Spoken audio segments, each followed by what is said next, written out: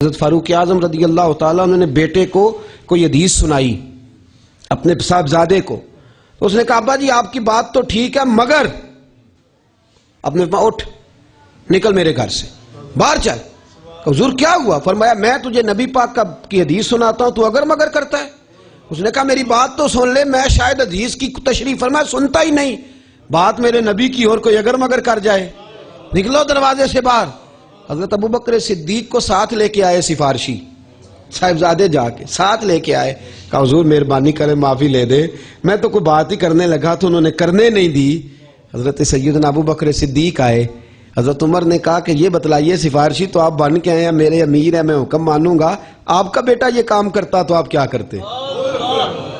تو حضرت ابوبکر صدیق فرمانے لگے عمر تو نے تو مجھے مشکل میں ڈال دیا ہے، تو نے تو بیٹے کو تھپکی لگائی ہے اور جھڑکی دی ہے، میرا بیٹا ایسا کام کرتا تو میں شاید تلوار سے گردن ہی اڑا دیتا۔ کہ مصطفیٰ کے فرمان کے مقابلے میں کوئی اپنی رائے پیش کرے؟ کس کی جرت ہے؟ نبی پاک کا فرمان آئے اور تو اپنی بات کرتا پھرے؟ تیرا تو کام یہ ہے کہ رسول اللہ کا فرمان پورا سنائی بھی نہ دیا جائے، تیری گردن پہلے جھک جانی چاہیے۔ میں یہ ممکن ہے کہ میرا بیٹا حضور کے فرمان کے مقابلے میں کوئی بات کرے؟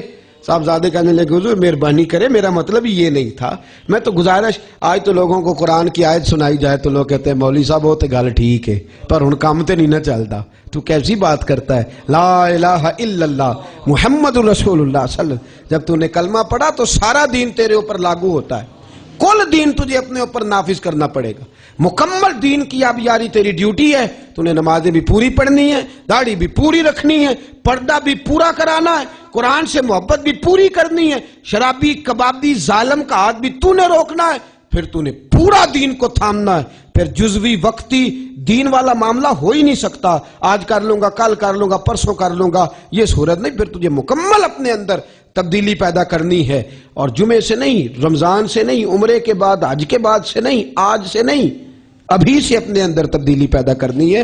یہ ہمارا دین ہمیں پیغام دیتا ہے۔ میرے عزیزو، پورے اسلام میں داخل ہونا یہ فکر امام حسین ہے، یہ پیغام امام حسین ہے۔ ظالم، جابر، فاسق، فاجر، چھوٹے سے نفع کے لیے دین میں دراڑیں پیدا نہ کرو، چھوٹا تھانے کچہری کا چھوٹا سا نفع حاصل کرنے کے لیے دین کا حلیہ نہ بگاڑو۔ خدا را دین میں سچے، کھرے، صاف ستھرے لوگوں کی ضرورت ہے۔ حق بات جب آپ کی زبان پہ آئے گی تو اللہ آپ کے دل کو بھی مدد عطا فرمائے گا، زبان کو بھی مدد عطا فرمائے گا، رب مدد فرمائے گا۔ بارگاہ خداوندی میں دعا ہے میرا مالک اپنا فضل فرمائے اور امام علی مقام کے نقوش سیرت پر مر مٹنے کی توفیق عطا فرمائے۔ ہم سے نہ رقم ہوں گے قصیدے یزید کے، ہم لوگ تو حسین کے سیرت نگار ہیں۔ آخر دعوانا ان الحمدللہ۔